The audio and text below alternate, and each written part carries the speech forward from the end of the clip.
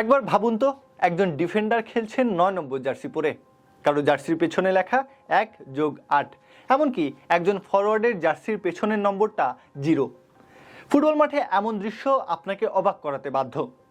খেলা একাত্তরের নিয়মিত আয়োজন অজানা গল্পে আমি প্রত্যহ কাব্য আছি আপনাদের সাথে।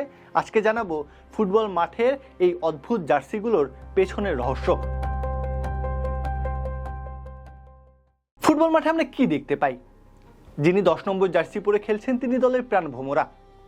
যার জার্সি নম্বর ৯ তিনি গোল মেশিন, আর ১ নম্বর জার্সিটা শোভা পায় গোলরক্ষকের কাছেই।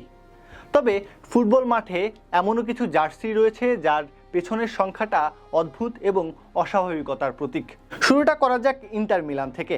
১৯৯৭ সালে যখন ক্লাবটিতে ব্রাজিলিয়ান মহাতারকা রোনালদো নাজারিও যোগ দিলেন, তখন বাধল বিপত্তি। তার জন্য দরকার ছিল বিখ্যাত সেই ৯ নম্বর জার্সি। কিন্তু সেই ৯ নম্বর জার্সি তখন ছিল চিলির স্ট্রাইকার ইভান জামারানোর দখলে। কোচ শেষ পর্যন্ত ৯ নম্বর জার্সিটাকে তুলে দিলেন রোনালদোর হাতে। তবে হাল ছাড়ার পাত্র নন জামোরানো। তিনি কি করলেন? একটা অদ্ভুত সংখ্যা বেছে নিলেন, ১+৮। হ্যাঁ, অদ্ভুত লাগলেও দিন শেষে ফলাফল তো ওই ৯ই হয়। আরেকটা অদ্ভুত ঘটনা ঘটে ইংল্যান্ডে। ২০০৬ সালে খালিদ বুলাহরুজ যোগ দিলেন চেলসিতে। একজন ডিফেন্ডারের জন্য ২, ৪ বা ৫ নম্বর জার্সি স্বাভাবিক, কিন্তু কোচ তাকে দিলেন ৯ নম্বর জার্সি।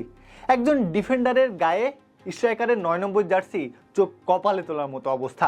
তবে সবচেয়ে রহস্যময় গল্পটা হয়তো মরক্কোর ফুটবলার হিচাম জেরোয়ালিকে নিয়ে।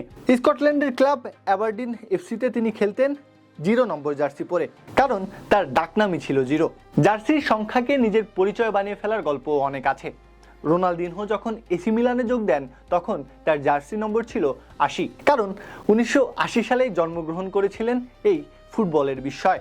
মূলত নিজের জন্ম পরিচয় জার্সিতেই ধারণ করার জন্য তিনি ওই ৮০ নম্বরকে বেছে নেন। খেলা একাত্তরে এই ছিল আজকের আয়োজন। ক্রীড়া জগতের অজানা সব গল্প জানতে চোখ রাখুন